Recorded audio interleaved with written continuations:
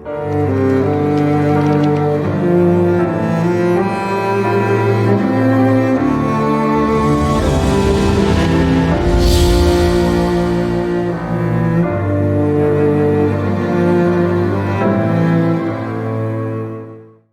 ให้เฮาใช้เวลาเพื่อศึกษาพระคำของพระเจ้าด้วยเทศนาในหัวข้อพระบัญญัติของพระเจ้าและผลแห่งความคิด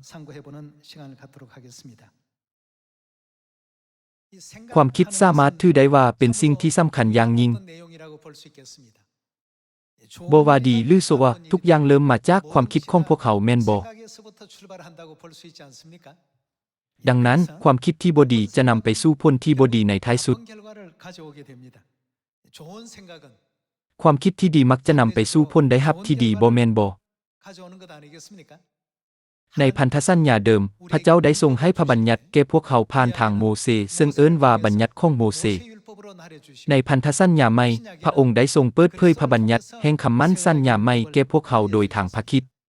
เนื่องจากว่าเป็นของขวัญที่พระเจ้าทรงประทานให้แก่มนุษย์ชาติจึงเป็นเรื่องธรรมดาที่จะเชื่อและปฏิบัติตามโดยถือว่าเป็นสิ่งที่ประทานให้เพื่อผลประโยชน์และชีวิตที่ดีในอนาคตของพวกเขาอย่างใดก็ตามผู้คนคิดที่จะปฏิทิมพระบัญญัติของพระเจ้าก่อนเสมอพวกเขาเว้าว่าถึงแม้นว่าพวกเขาบ่ปฏิบัติตามแต่พวกเขาเพียงแต่ร้องออกมาว่าพระเจ้าข้าพระเจ้าข้าก็ได้บ่แม่นบ่อย่างใดก็ตามเมื่อพวกเขาเฮ็ดเช่นนั้นพระเจ้าได้ทรงอธิบายผ่านพระคัมภีร์แล้วว่าภัยพิบัติต่างๆคำสาปแช่งที่นิรันดร์และการลงโทษจะตามพวกเขามาฉะนั้นพวกเขาต้องเชื่อตามคำสั่งสอนของพระคัมภีร์ที่พระเจ้าได้ทรงประทานให้ถูกต้องบ่บางคนอาจจะสงสัยว่าเป็นหยังเรื่องนี้จึงเกิดขึ้นในชีวิตประจำวันของข้อยเป็นหยังจึงเกิดเรื่องแบบนี้ผลได้รับทุกอย่างย่อมมีสาเหตุเนื่องจากเม็ดพืชทุกเม็ดที่ถูกหว่านไปนั้นถูกกำหนดให้ได้รับผลเช่นนี้ตั้งแต่วินาทีนี้เป็นต้นไปพวกเขาต้องกำจัดความคิดที่บ่ดีทั้งหมดออกจากตัวของพวกเขามีความฮักต่อพระเจ้าอยู่เสมอมีความหวังในอาณาจักรสวรรค์พร้อมทั้งมีความมุ่งมั่นและปณิธานที่ว่าพวกเขาต้องปฏิบัติตามคำสั่งสอนทั้งหมดที่พระเจ้าได้ทรงสั่งอย่างเด็ดขาดถ้าปราศจากความมุ่งมั่นและความตั้งใจนี้พวกเขาก็บ่สามารถคาดหวังผลได้รับที่ดีที่จะตามมาได้ในมือนี้ขอให้เฮามาเริ่มต้นด้วยพระคำในเยเรมียาบทที่6ข้อที่18ฉะนั้นพระผู้เป็นเจ้าจึงกล่าวว่าชนชาติทั้งหลายจงฟังและเรียนรู้สิ่งที่กำลังเกิดขึ้นต่อประชาชนของเฮาแผ่นดินโลกจงฟังเถิดเฮาจะนำเอาภัยพิบัติมายังประชาชนเหล่านี้คือผลแห่งเว้าอีกอย่างหนึ่งก็คือภัยพิบัติเหล่านั้นเกิดมาจากหยังความคิดทั้งหลายของเขาบ่ว่าพวกเขาจะคิดอย่างใดก็ตามภัยพิบัตินี้แม่นผลแห่งความคิดของพวกเขาแล้วความคิดของผู้ที่ได้รับภัยพิบัตินั้นเป็นแนวใดขอให้พวกเขามาสืบต่อเบิ่งเรื่องนั้นอีกนั้นคือผลแห่งความคิดทางหลายของเขาพวกเขาบ่ได้เฮ็ดหยังเพราะเขาบ่ได้เชื่อฟังถ้อยคำของเฮาส่วนพระบัญญัติของเฮานั้นเขาก็ปฏิเสธเสียนั้นแม่นพระบัญญัติแห่งความพ้นพระบัญญัติแห่งชีวิตและพระบัญญัติแห่งการอภัยบาปที่พระเจ้าได้ทรงตั้งขึ้นสำหรับมนุษย์ทั้งปวงมันเป็นเรื่องที่น่าประหลาดใจอย่างแท้จริงที่พวกเขาคิดแม้นแต่จะปฏิเสธระเบียบการซึ่งประกอบด้วยพระคุณของพระเจ้าพระคัมภีร์ได้ปลุกพวกเขาให้รู้ว่าความคิดที่ว่าการบ่เชื่อฟังพระบัญญัติของพระเจ้าเป็นสิ่งที่ยอมรับได้สุดท้ายจะนำไปสู่ภัยพิบัติบรรดาท่านมื้อพระที่พวกเขาปฏิบัติตามในมื้อนี้บ่แม่นเพียงแต่มื้อธรรมดาเท่านั้นแม้นแต่ทูตสวรรค์และสิ่งมีชีวิตฝ่ายจิตวิญญาณในสวรรค์ก็ปรารถนาที่จะปฏิบัติตามมื้อพระแต่ว่านี้แม่นสิทธิพิเศษและพระคุณที่พระเจ้าได้ทรงประทานให้พวกเขาเท่านั้นดังนั้นพระบัญญัติแห่งพันธสัญญาใหม่คือพระบัญญัติของพระคริสต์ที่ได้มอบให้พวกเขาแม้นมีความสำคัญอย่างแท้จริงสำหรับพวกเขาขอให้เฮามาเบิ่งเอสายาห์บทที่24ข้อที่5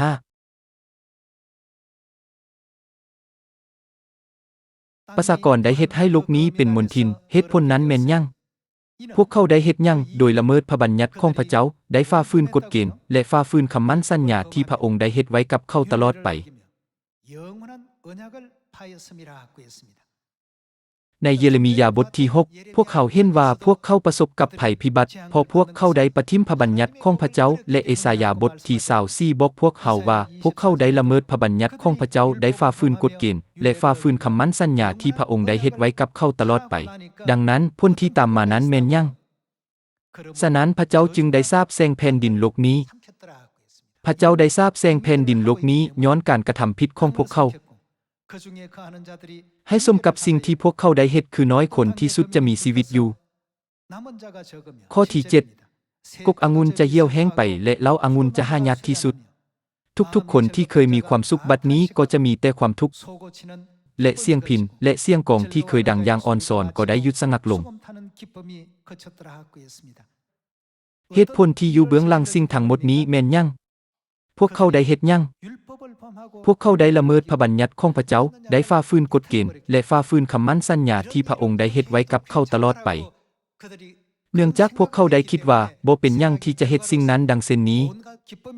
ความสมชื่นยินดีความสุขสันติสุขและความเบิกบานทุกประเภทได้ถูกพักไปจากพวกเขาก็ย้อนพ้นแห่งความคิดของพวกเขาพระเจ้าได้ทรงบันทึกผลที่ตามมาทั้งหมดนี้ไว้ในมื้อนี้เมื่อพวกเขาเบิ่งในเยเรมียาบทที่ 6 และเอสายาบทที่24พระบัญญัติของพระเจ้าซึ่งก็คือพระบัญญัติของพระคริสต์ที่พระเจ้าได้ทรงตั้งขึ้นสำหรับมนุษยชาตินั้นแท้จริงแล้วมีบทบาทสำคัญทางฝ่ายจิตวิญญาณดังเช่นนั้นเพื่อที่จะประทานสันติสุขประทานความสุขประทานความสมชื่นยินดีและประทานอาณาจักรสวรรค์ที่นิรันดร์ให้แก่พวกเขาพระเจ้าจึงได้ทรงสร้างตั้งพระบัญญัติแห่งคำมั่นสัญญาใหม่ขึ้นฉะนั้นพวกเขาควรเป็นผู้ที่ปฏิบัติตามมือพระและระเบียบการแห่งคำมั่นสัญญาใหม่อยู่เสมอบ่ว่าจะประสบกับความยากลำบากใดๆบ่แม่นบ่นี้ก็ย้อนว่าได้มีกล่าวไว้ว่าทุกความคิดจะกลายเป็นเม็ดพืชฉะนั้นดังที่พระมารดาแห่งสวรรค์ทรงกล่าวว่าจงสมชื่นยินดีอยู่เสมอชีวิตของพวกเขาก็ควรเต็มไปด้วยความสมชื่นยินดีโดยคิดถึงอนาคตของพวกเขาที่จะไปสู่อาณาจักรสวรรค์บ่แม่นบ่ในท้ายสุดแล้วแผ่นดินโลกนี้ก็เป็นเพียงเมืองลี้ภัยเท่านั้นเนื่องจากว่าชีวิตที่อยู่ที่นี้บ่ได้ประกอบด้วยความสุขที่นิรันดร์ความสมชื่นยินดีที่นิรันดร์และสันติสุขที่นิรันดร์พวกเขาทุกคนจึงต้องดำเนินชีวิตโดยรอคอยท่าและหวังถึงอาณาจักรสวรรค์ได้มีบันทึกไว้ในเอสายาบทที่24ว่าโดยละเมิดพระบัญญัติของพระเจ้าได้ฝ่าฝืนกฎเกณฑ์และฝ่าฝืนคำมั่นสัญญาที่พระองค์ได้เฮ็ดไว้กับเขาตลอดไปขอให้เฮามาเบิ่งข้อที่ 6 ฉะนั้นพระเจ้าจึงได้ทราบแซงแผ่นดินโลกนี้ให้สมกับสิ่งที่พวกเขาได้เฮ็ดคือน้อยคนที่สุดจะมีชีวิตอยู่กกองุ่นจะเหี่ยวแห้งไปและเหล้าองุ่นจะหายากที่สุดทุกๆคนที่เคยมีความสุขบัดนี้ก็จะมีแต่ความทุกข์และเสียงพิณและเสียงกองที่เคยดังอย่างอ่อนซ้อนก็ได้หยุดสงักลงการฮ้องเพลงแห่เพราะฤทธิ์เหล้าองุ่นบ่มีอีกต่อไปและบ่มีภัยสมชื่นย้อนได้ซิมรสเหล้าองุ่นต่อไปอีกอยู่ในเมืองเกิดสับสนวุ่นวายกันไปหมดและชาวเมืองก็อยู่ในเฮือนอัดประตูใส่ไหลไว้เพื่อความปลอดภัยชาวเมืองฮ้องด่าตามหนทางย้อนบ่มีเหล้าองุ่นดื่มอีกความสุขหมดไปจากดินแดนอย่างบ่มีมื้อจะกลับคืนมาเมืองหกค้างหักพังและประตูเมืองก็เพพังลงนี้เพียงแต่พรรณนาให้เห็นสถานการณ์ที่เศร้ามองเท่านั้นเหตุการณ์นี้จะเกิดขึ้นเมื่อใดพระคัมภีร์สร้างสอนว่าเมื่อพวกเขาคิดว่าการบ่เชื่อฟังพระบัญญัติของพระเจ้าเป็นสิ่งที่ยอมรับได้ผลใดรับดังกล่าวยอมจะตามมาเป็นผลแห่งความคิดเช่นนั้นอย่างหลีกเลี่ยงบ่ได้พวกเขาควรเอาใจใส่บ่เพียงแต่ในเรื่องมือพระปัสสคาระเบียบการพาปุครัวและรับบัพติศมาเท่านั้นพระเจ้าได้ทรงให้คำสั่งสอนอื่นๆอย่างล่วงไล่แก่พวกเขาอยู่เสมอในมื้อนี้ตามที่พระเจ้าได้ทรงกล่าวว่าจงสมชื่นยินดีอยู่เสมอขอให้พวกเขาทิ้งความเศร้ามองทั้งหมดออกจากชีวิตของพวกเขาในขณะที่เดินทางไปสู่สวรรค์มีเหตุผลหยังบ่ที่พวกเขาบ่ควรสมชื่นยินดีบรรดาทานถ้าพวกท่านได้ไปเที่ยวทั่วสหรัฐใน1 อาทิตย์จะเป็นแนวใดหรือถ้าพวกท่านได้เดินทางไปในอวกาศและเบิ่งมาที่โลกจากยานอวกาศจะเป็นแนวใดพวกท่านจะรู้สึกแนวใดในช่วงอาทิตย์นั้นถึงแม้นว่าผู้คนที่อยู่อ้อมหอบพวกท่านเว้าบ่ดีต่อพวกท่านก็ตามพวกท่านก็จะมีความสุขถึงแม้นว่าเจ้าจะเว้าแบบนั้นค่อยก็จะไปอวกาศและเบิ่งมาที่ดาวเคราะห์ดวงนี้ในวัยนี้พวกท่านจะเต็มไปด้วยความสุขเช่นนั้นก็เพราะว่าพวกท่านมีความหวัง เนื่องจากว่าอาณาจักรสวรรค์เป็นโลกที่มีความสุขความสมชื่นยินดีและความสุขได้ถูกประทานแก่พวกเขาแต่ว่าแผ่นดินโลกนี้เป็นเมืองลี้ภัยบ่แม่นทุกสิ่งที่พวกเขาต้องการเฮ็ดจะสามารถเฮ็ดได้อย่างเสรีถ้าทุกสิ่งเป็นไปตามที่พวกเขาปรารถนามันก็จะบ่แม่นเมืองลี้ภัยฉะนั้นพระเจ้าจึงทรงบอกพวกเขาว่าในอาณาจักรสวรรค์พวกเขาสามารถบรรลุทุกสิ่งที่พวกเขาต้องการและทุกสิ่งที่ปรารถนาได้และเพลิดเพลินกับชีวิตนิรันดร์และพระพรตลอดไปเป็นนิจเนื่องจากในสวรรค์เฮาสามารถเฮ็ดทุกสิ่งใดพระเจ้าจึงทรงประทานคำสั่งสอนและคำเตือนหลายเพียงใดแก่พวกเขาโดยผ่านพระคัมภีร์เพื่อที่จะกระตุ้นให้พวกเขาเป็นผู้ที่ดำเนินชีวิตในพระผู้เป็นเจ้าคิดในพระผู้เป็นเจ้ามีความหวังในพระผู้เป็นเจ้าและสมชื่นยินดีในพระผู้เป็นเจ้าโดยติดตามทางที่พระเจ้าได้ทรงประทานให้ในขณะที่มีชีวิตอยู่ในโลกนี้พระบัญญัติแห่งคำมั่นสัญญาใหม่ที่พระเจ้าได้ทรงประทานแก่พวกเขานั้นมีความสำคัญอย่างแท้จริงสำหรับพวกเขาทันทีที่พวกเขาคิดว่าการบ่เชื่อฟังพระบัญญัติของพระเจ้าเป็นสิ่งที่ยอมรับได้พวกเขาก็ได้ฝ่าฝืนพระบัญญัติและได้ละเมิดคำมั่นสัญญาที่นิรันดร์เป็นผลให้พระเจ้าทรงทราบแซงแผ่นดินโลกนี้และผู้ที่อาศัยอยู่ในโลกต้องแบกรับความผิดของพวกเขาและถูกลงโทษโดยเหลือเพียงแต่อนาคตที่มืดมนเท่านั้นนั้นแม่นเหตุผลที่ว่าเป็นหยังข่าวทั้งหมดที่พวกเขาแบ่งปันและประกาศนั้นจึงถูกเอิ้นว่าข่าวประเสริฐบ่แม่นบ่ถ้าผู้คนยอมรับข่าวดีนี้และเข้าใจในพระบัญญัติระเบียบการและกฎหมายของพระเจ้าอย่างถูกต้องสิ่งทำอิฐพวกเขาจะไปสู่สวรรค์พวกเขาจะได้รับการอภัยบาปชีวิตนิรันดร์และความพ้นพวกเขาจะได้รับอาณาจักรสวรรค์เป็นมรดกและกลายเป็นปโลหิตดังกษัตริย์พระเจ้าได้ทรงจัดเตรียมอาณาจักรสวรรค์ที่นิรันดร์ไว้ให้พวกเขาบ่อนที่บ่มีสิ่งใดที่พวกเขาเฮ็ดบ่ได้ด้วยเหตุนี้ด้วยความหวังในอาณาจักรสวรรค์ขอให้พวกเขาสมชื่นยินดีอยู่เสมอและกล่าวว่าจงรอคอยท่าแล้วเจ้าจะเห็นว่าบ่อนที่เฮาจะไปนั้นเป็นแบบใดในขณะที่อยู่ในโลกนี้ผู้คนอาจจะบ่รู้จักพวกเขาแต่อยู่ในสวรรค์ทูตสวรรค์จะเว้ากับพวกเขาว่าความรักของพระเจ้าที่ท่านรู้สึกถึงอยู่ในโลกนั้นแม่นสิ่งที่พวกเขาบ่เคยสัมผัสมาก่อนถึงแม้นว่าพวกเขาจะอยู่ในอาณาจักรสวรรค์ก็ตามพวกท่านผู้ที่มีประสบการณ์เช่นนั้นแม่นคนที่น่างึดงออย่างแท้จริงพระเจ้าได้ทรงสัญญาว่าจะประทานสง่าราศีที่ส่องแสงเหมือนดังดวงดาวตลอดไปแก่พวกเขาบ่แม่นบ่พวกเขาต้องตั้งเป้าหมายใส่สิ่งนี้และมุ่งไปข้างหน้าเมื่อเบิ่งโลกนี้พวกท่านเห็นเพียงแต่ความหดหู่ความวิตกกังวลคำสาปแช่งและภัยพิบัติซึ่งเผยให้เห็นเพียงแต่อนาคตที่มืดมน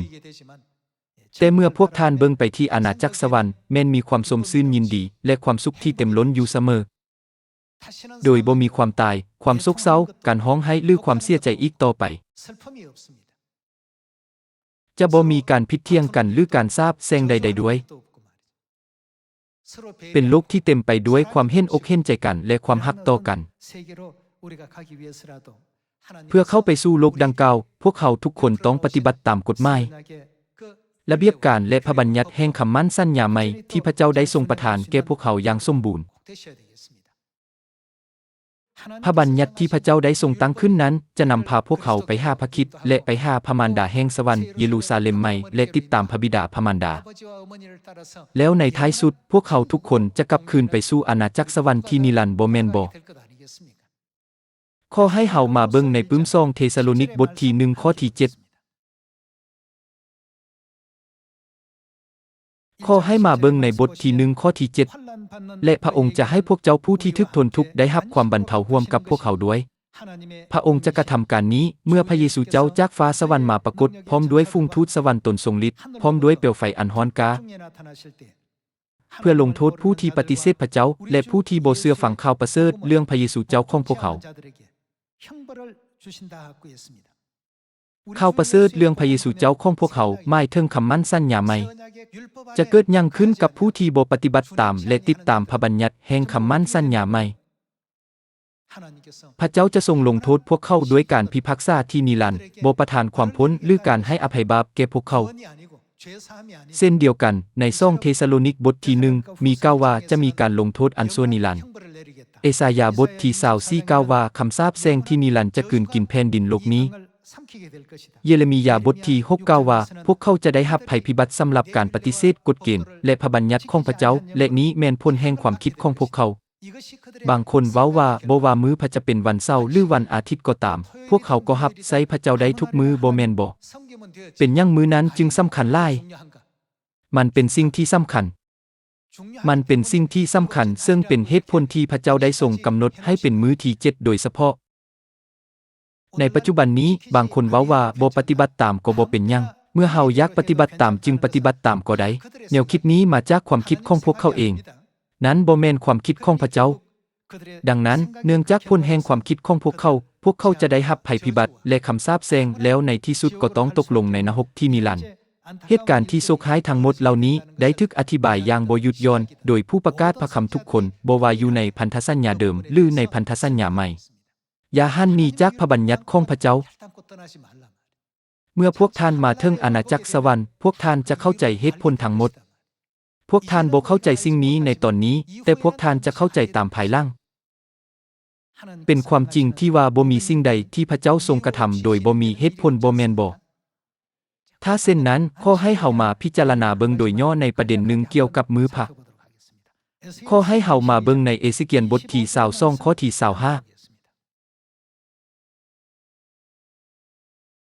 บทที่22ข้อที่25บรรดาผู้นำเป็นดังตัวสิ่งที่ห้องคำรามถึงสัตว์ที่มันได้ฆ่าเข้าฆ่าประชาชนยึดเอาเงินคำและทรัพย์สมบัติทั้งหมดที่เขาสามารถเอาได้และเฮ็ดให้ยิงหลายคนเป็นไม้เพราะฆาตกรรมที่เขาได้ก่อขึ้นพวกปโลหิตได้เฮ็ดหยัง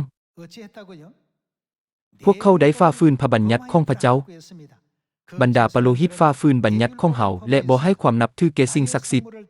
เขาบ่เห็นความแตกต่างระหว่างสิ่งศักดิ์สิทธิ์และสิ่งบ่ศักดิ์สิทธิ์เขาบ่สั่งสอนให้รู้ถึงความแตกต่างระหว่างสิ่งที่บ่เป็นมนทินและสิ่งที่เป็นมนทินและเขาก็บ่เอาใจใส่ต่อมือพระด้วยพระเจ้าได้รับการปฏิบัติแนวใดผลก็คือประชาชนอิสราเอลบ่ได้นับถือเฮา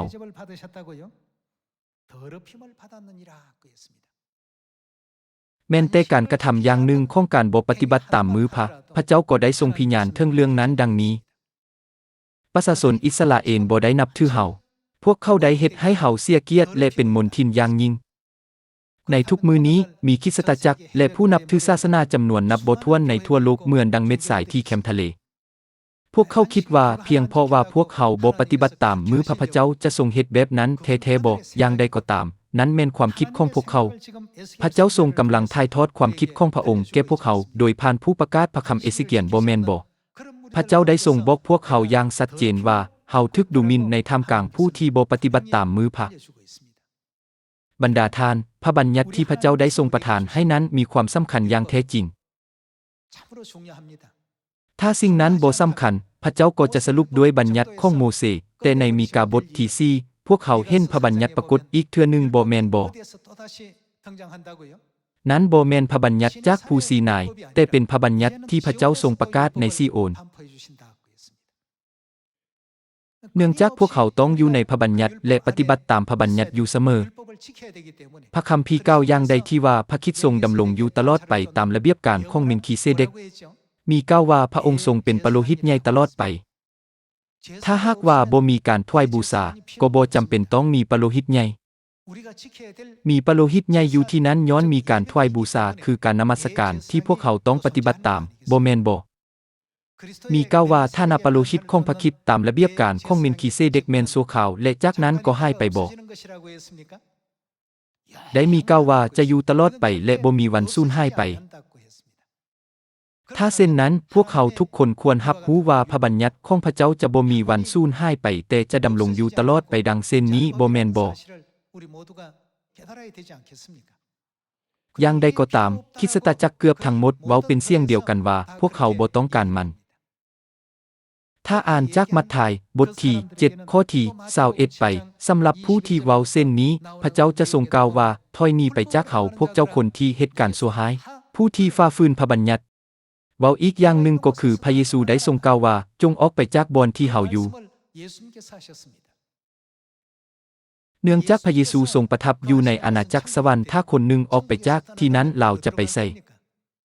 ดังนั้นพวกเขาจึงสามารถเห็นได้ว่าพระบัญญัติของพระเจ้ามีความสำคัญหลายเพียงใดสำหรับพวกเขาบ่แม่นบ่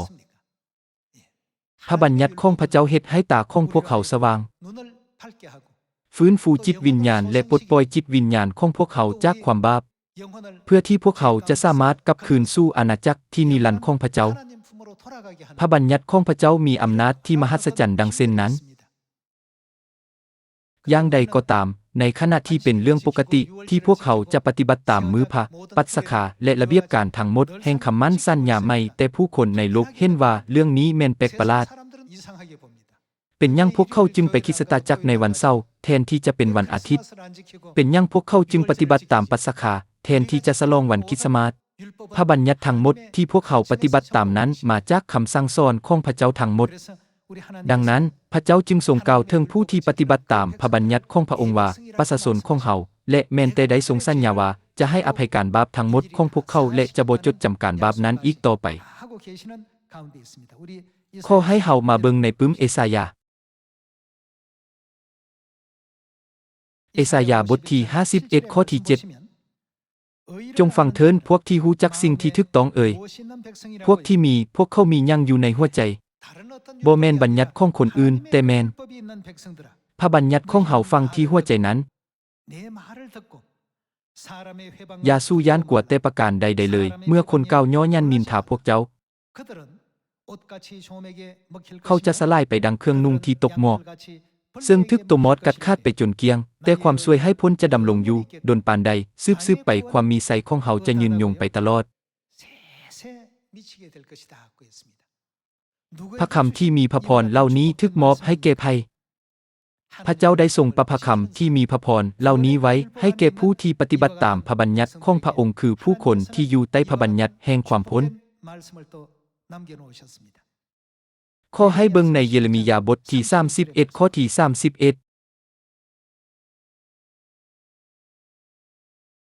พระผู้เป็นเจ้ากล่าวว่าเมื่อเวลานั้นมาถึงเฮาจะเฮ็ดคำมั่นสัญญาใหม่กับประชาชนอิสราเอลและกับประชาชนยูดาห์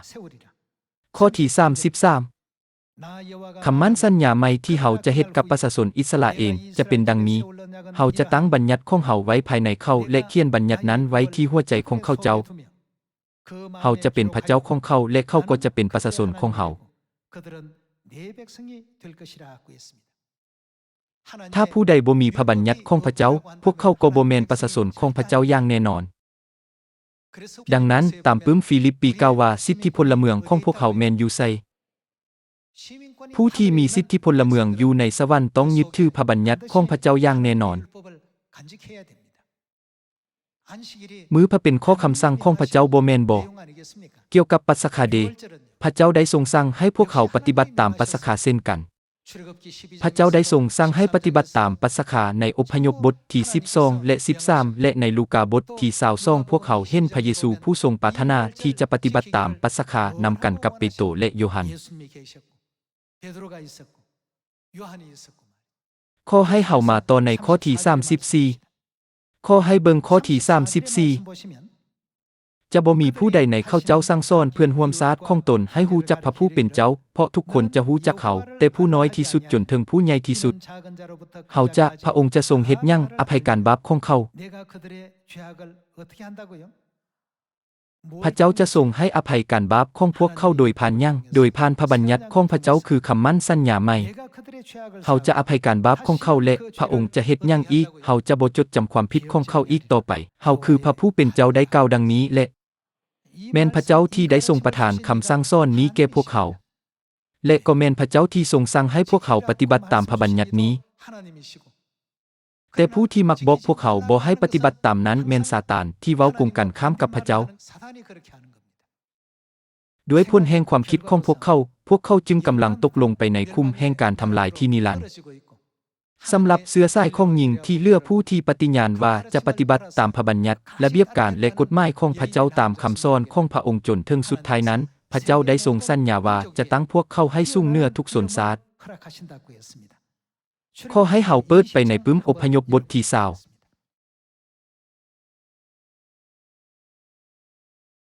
ขอให้เบิ่งในบทที่20ข้อที่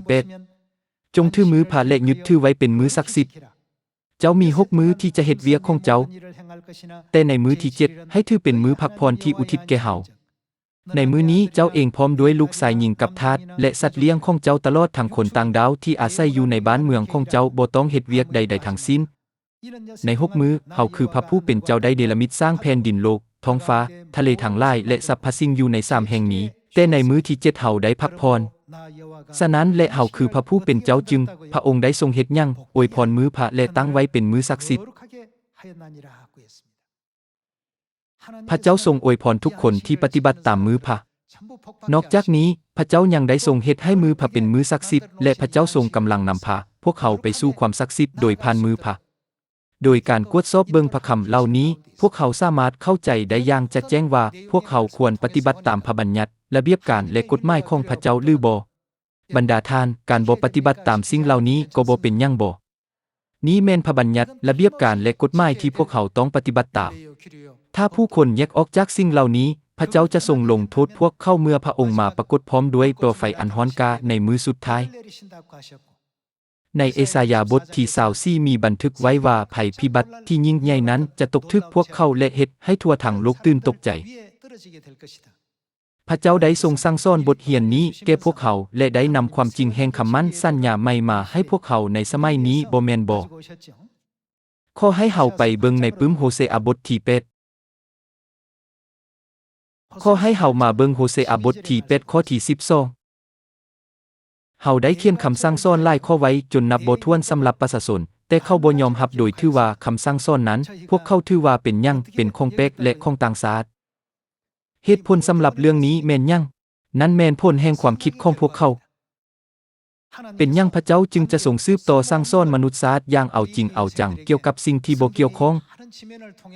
และบ่มีประโยชน์โดยผ่านผู้ประกาศพระคำตลอดจนหลายๆหน้าของพระคัมภีร์แม้แต่ในระยะเวลาหลายร้อยหรือหลายพันปี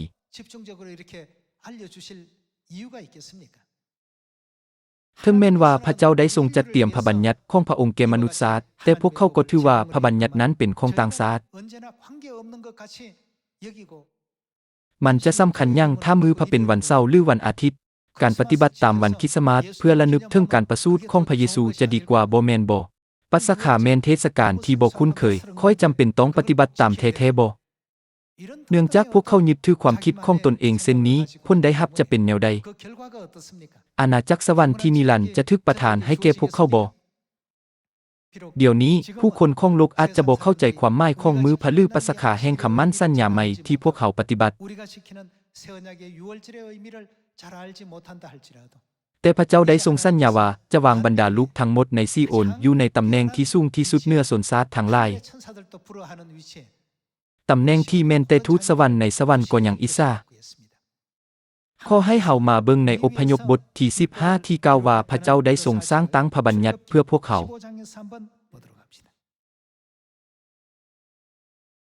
ขอให้เบิ่งในปึ้มอพยพบทที่15ข้อที่25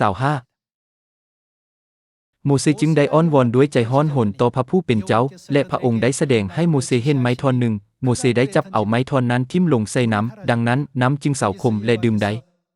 ในที่นั้นพระผู้เป็นเจ้าได้ให้พระองค์ได้ทรงให้ยังบัญญัติต่างๆเพื่อการดำเนินชีวิตพระเจ้าได้ทรงให้ยังแก่พวกเขาพระบัญญัติระเบียบการและกฎหมายของพระเจ้าเพื่อมนุษย์ทั้งปวงและคนบาปแห่งสวรรค์ที่กำลังอาศัยอยู่ในเมืองลี้ภัยฝ่ายจิตวิญญาณนี้พระเจ้าได้ทรงประทานความจริงทั้งหมดแห่งคำมั่นสัญญาใหม่แก่พวกเขาฉะนั้นขอให้พวกเขาประกาศเกี่ยวกับมื้อพระและปัสกาแก่ทุกคนในโลกนี้อย่างถูกต้อง